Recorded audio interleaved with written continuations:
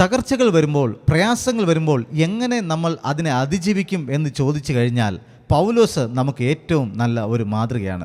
പൗലോസിൻ്റെ ജീവിതത്തിൽ ദൈവവേലയുമായിട്ട് പൗലോസ് മുമ്പിലോട്ട് പോയപ്പോൾ ഒരുപാട് എതിർപ്പുകൾ വന്നു, നിന്ദകൾ വന്നു, പരിഹാസങ്ങൾ വന്നു, കാരാഗൃഹവാസമൊക്കെ വന്നു. ആ സമയത്ത് പൗലോസ് ഒരു കാര്യം ചെയ്തത് എന്താണെന്ന് വെച്ചാൽ ഈ തകർച്ചയെ അതിജീവിച്ചത് അങ്ങനെയായിരുന്നു. പൗലോസ് ദൈവത്തെ വാഴ്ത്തുന്നവനായിരുന്നു. ദൈവത്തെ വാഴ്ത്തി പൗലോസ് ധൈര്യം പ്രാപിച്ചു. ഇത് ഞാനല്ല പറഞ്ഞത്, അപ്പോസ്തല പ്രവൃത്തികൾ 28-ാം അധ്യായം അതിൻ്റെ 15-ാം വാക്യത്തിൽ പറയുന്നു. പൗലോസ് ദൈവത്തെ വാഴ്ത്തി ധൈര്യം പ്രാപിച്ചു. പ്രിയമുള്ളവരെ, പൗലോസിൻ്റെ സ്വഭാവം അതായിരുന്നു. നമുക്കും പൗലോസിൽ അനുകരിക്കാൻ പറ്റുന്ന ഒരു നല്ല സ്വഭാവമാണിത്.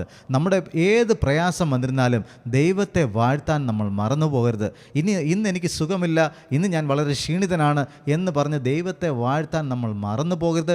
എല്ലാ ദിവസവും ദൈവത്തെ വാഴ്ത്തണം.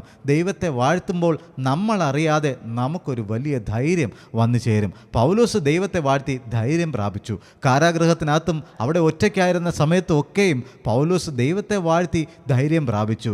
യോഹന്നാൻ പത്മോസ് ദ്വീപിൽ ഒറ്റയ്ക്കായിരുന്ന സമയത്തും അവിടെയും ദൈവത്തെ വാഴ്ത്തി ധൈര്യം പ്രാപിച്ചു. അതുകൊണ്ട് ഈ ധൈര്യം എന്ന് പറയുന്നത് വചനം വായിച്ചാൽ മാത്രം കിട്ടണമെന്നില്ല, പ്രാർത്ഥിച്ചാൽ മാത്രം കിട്ടണമെന്നില്ല. ദൈവത്തെ വാഴ്ത്തുമ്പോൾ ഈ ധൈര്യം നമുക്കുണ്ടാവും. അതുകൊണ്ട് പ്രയാസങ്ങൾ വരുമ്പോൾ, പ്രതികൂലങ്ങൾ വരുമ്പോൾ നമ്മൾ ദൈവത്തെ സ്തുതിക്കുന്ന പാട്ടുകൾ പാടുക. സങ്കീർത്തനക്കാരൻ പറഞ്ഞു, എൻ മനമേ യഹോവയെ വാഴ്ത്തുക, എൻ്റെ സർവാന്തരംഗവുമേ യഹോവയുടെ വിശുദ്ധ നാമത്തെ വാഴ്ത്തുക. കാരണം എന്താ? എൻ മനമേ യഹോവയെ വാഴ്ത്തുക. അവിടുന്ന് ചെയ്ത ഉപകാരങ്ങളൊന്നും മറന്നു പോകരുത്.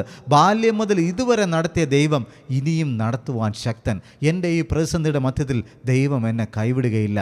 അങ്ങനെ നമ്മൾ ദൈവത്തെ വാഴ്ത്തുമ്പോൾ, ദൈവം നടത്തിയ വിധങ്ങളെ ഓർത്ത് ദൈവത്തെ സ്തുതിക്കുമ്പോൾ നമുക്ക് വലിയൊരു ധൈര്യം വന്നു ചേരും. അതുകൊണ്ട് ധൈര്യമുള്ളവരായിട്ട് മുമ്പിലോട്ട് പോയി ജീവിതത്തിലെ എല്ലാ പ്രതിസന്ധികളും അതിജീവിക്കുവാൻ നമുക്ക് കഴിയട്ടെ. God bless you.